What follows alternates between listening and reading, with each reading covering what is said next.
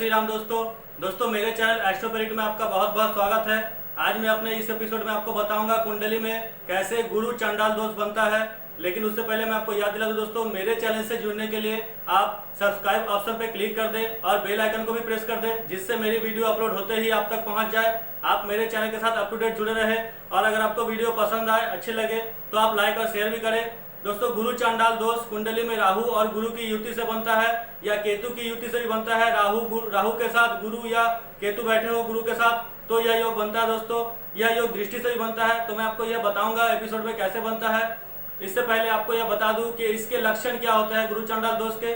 दोस्तों, जिस भी जातक या जातिका के कुंडली में यह गुरु चांडाल दोष बनता है, ऐसे जातक का मन जो होता है, बुद्धि ज्ञान, यह दूषित होने लगता है, दूषित हो जाता है। दूषित मतलब जैसे यह नेगेटिव ख्यालों के हो जाते हैं, हमेशा नेगेटिव चीजें करते हैं।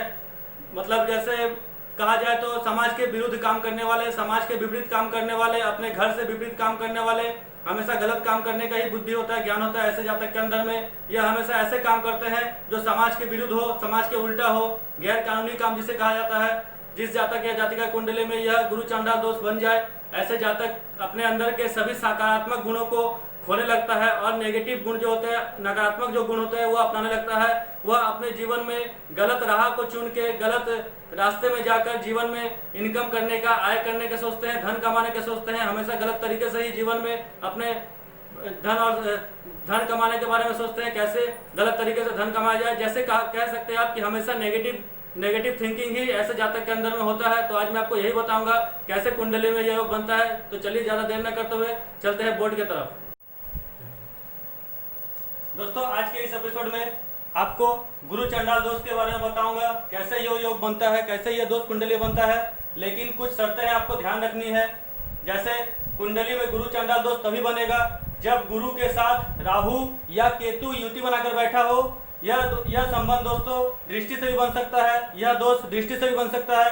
जैसे गुरु को राहु देख रहा हो अपने सप्तम दृष्टि से और गुरु राहु को देख रहा हो अपनी सप्तम दृष्टि से, या गुरु देख रहा हो राहु गुरु को देखे, या गुरु राहु को देखे, या केतु राहु को देखे, या गुरु केतु को देखे, यह दृष्टि संबंध से ही बन सकता है। बस आपको यह ध्यान रखना है दोस्तों। यहाँ मैंने आपको लिखा नहीं है, सिर्फ गुरु और राहु के बारे में ही लिखा है। इस केतु से भी यह दोष बनता है दोस्तों, आप ध्यान रखिएगा। और यह दृष्टि से भी बनता है। बस आपको यह ध्यान रखनी है दोस्तों, डिग्री, अगर डिग्री कम हुआ, डिग्री बराबर सही ना हो तो यह दोष आपका ज्यादा अशुभ नहीं होगा, यह आपको ज्यादा परेशान नहीं करेंगे। दोस्तों, आपको यह ध्यान रखना है, कुंडली में गुरु राहु की युति हो या दृष्टि हो, गुरु केतु की युति हो या दृष्टि हो, तो गुरु चंडाल दोष कुंडली बनता है। बस आप डिग्री के बारे में ध्यान रखिएगा। मैं हर एपिसोड में यही बताता हूँ, किसी भी राजयोग या किसी भी दुर्योग के लिए आपको डिग्री पहले देखनी है। अगर बलाबल अच्छा ना हो तो वह राजयोग हो या दुर्योग हो, आपको ज्यादा फल नहीं दे पाएंगे। तो दोस्तों देखिए, यह लग्न है, लग्न 12 नंबर की है, 12 नंबर राशि से है। 12 नंबर राशि अर्थात यह मीन राशि है। मीन राशि के स्वामी होते हैं बृहस्पति देव। यह मीन लग्न की कुंडली हुई। अब अगर लग्न में ही गुरु बैठे हो और साथ में राहु की युति हो या केतु की युति हो, तो यहाँ गुरु चंडाल दोष बनेगा। दोस्तों, यहाँ गुरु योग कारक है, गुरु योग कारक है। गुरु अपने ही स्वराशि में लग्न में ही बैठे हैं। यहाँ गुरु पंच महापुरुष राजयोग बनाएंगे, लेकिन साथ ही राहु यहाँ मारक की स्थिति में है, राहु अपनी शत्रु राशि में है। तो यहाँ पे आपको यह दोष चंडाल दोष बनेगा, लेकिन आपको यहाँ ज्यादा परेशानी नहीं मिलेगी, क्योंकि यहाँ गुरु योग कारक है। तो गुरु आपको ज्यादा परेशान नहीं करेंगे, बस राहु की दशा में ही आपको परेशानी होगी। यहाँ गुरु चंडाल दोष आपको 50% ही अशुभ फल देंगे, 100% अशुभ फल नहीं देंगे, क्योंकि यहाँ पे गुरु योग कारक है, सिर्फ राहु ही मारक है। या मान लीजिए केतु हो तो केतु मारक होंगे, तो यहाँ पे आपका गुरु चंडाल दोष 50% बनेगा, 50% ही आपको अशुभ फल मिलेंगे। या मान लीजिए राहु अगर यहाँ बैठे हो, यहाँ से राहु अगर गुरु को देखे तो दोस्तों राहु यहाँ योग कारक है। देखिए 6 नंबर राशि कन्या राशि में राहु यहाँ योग कारक है। तो राहु की सप्तम दृष्टि गुरु पे पड़ेगी और गुरु की सप्तम दृष्टि राहु पे पड़ेगी।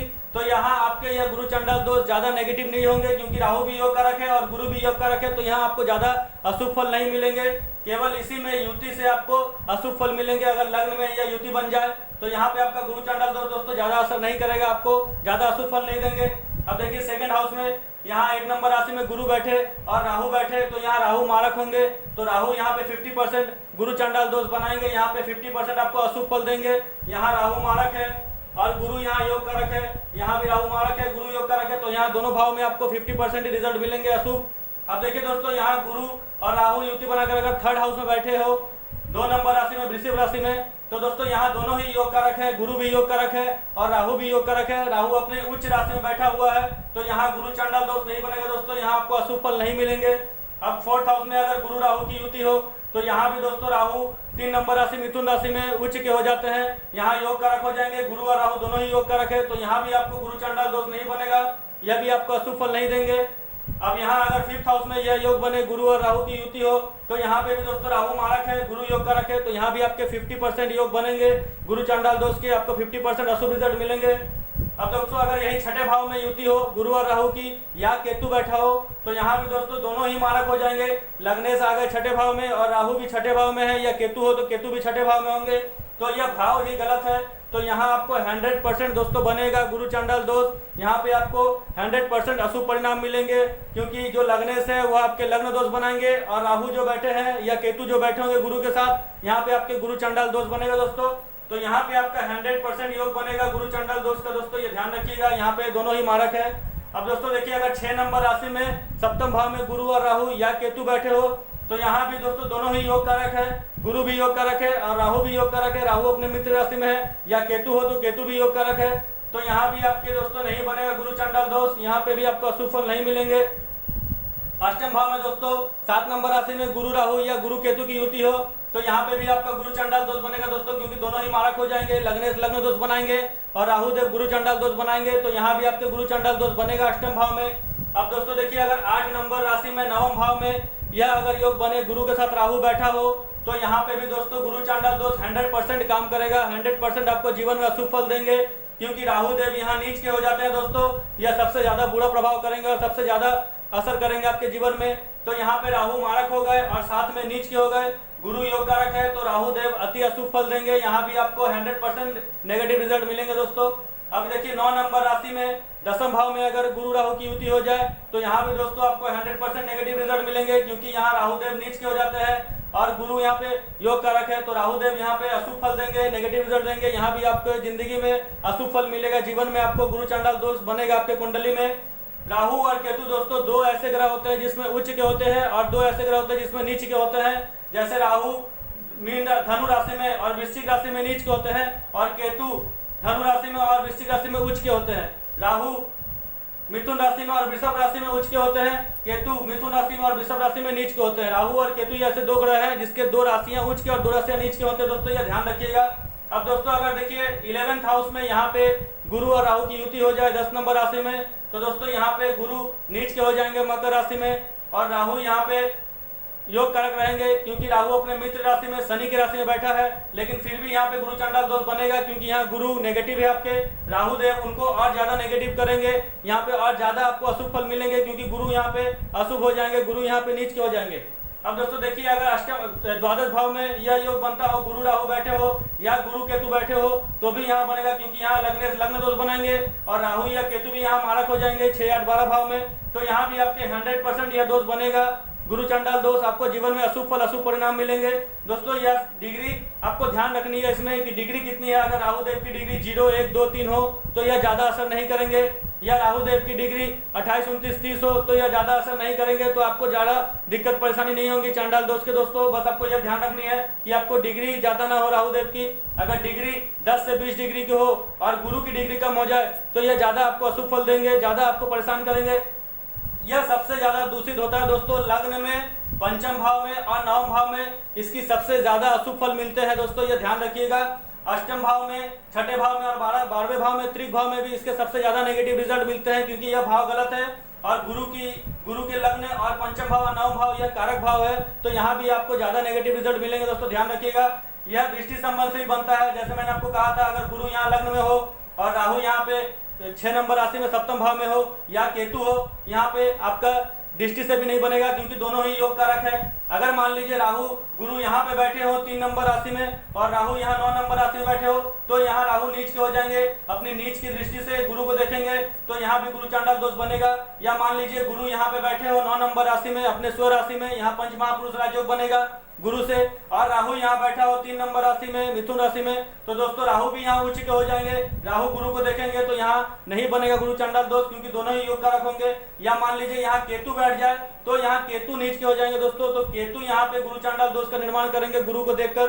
तो आपको यह ध्यान रखना है, यह युति से भी बन सकता है, दृष्टि संबंध से भी बन सकता है। शर्त यही है कि राहु मारक हो या केतु मारक हो, और गुरु की जो डिग्री हो अगर कम हो जाए तो यह सबसे ज्यादा अशुभ फल देंगे आपको जीवन में, अच्छे रिजल्ट नहीं देंगे। 6, 8, 12 में और लग्न में, पंचम भाव में, नवम भाव में यह सबसे ज्यादा अशुभ फल, नेगेटिव रिजल्ट आपको जीवन में देंगे दोस्तों। तो आज के लिए इतना ही। आज मैंने आपको बताया है गुरु चांडाल दोष कैसे बनता है। आज के लिए इतना ही, धन्यवाद दोस्तों। आज के इस एपिसोड में मैंने आपको बताया है गुरु चांडाल दोष कैसे बनता है।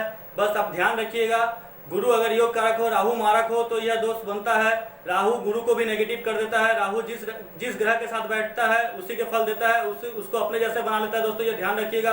अगर राहु योग कारक हुआ तो आपका यह दोष ज्यादा अशुभ फल नहीं देंगे। अगर राहु मारक होंगे तो आपको यह अशुभ फल मिलेगा गुरु चांडाल दोष का। आपको भाव भी देखने हैं, जैसे मैंने आपको कहा प्रथम भाव, 5th हाउस और 9th हाउस में यह ज्यादा असर करता है, ज्यादा अशुभ फल देते हैं। और 6th हाउस, 8th हाउस और 12th हाउस, त्रिक स्थान जो होता है 6, 8, 12, इसमें ज्यादा अशुभ फल देते हैं दोस्तों, ये आपको ध्यान रखना है। लेकिन साथ ही ये भी ध्यान रखिएगा, अगर राहु की डिग्री ज्यादा ना हो, 0 डिग्री 1, 2, 3 हो या 27, 28, 29, 30 हो, तो यह ज्यादा अशुभ फल नहीं देंगे, क्योंकि राहु के पास पावर नहीं है, बल नहीं है अशुभ फल देने के लिए। अगर मान लीजिए राहु का पावर 10 डिग्री से 20 डिग्री तक हो तो आपको यह दोष जो है आपको सताएंगे जीवन में, आपको अशुभ फल देंगे।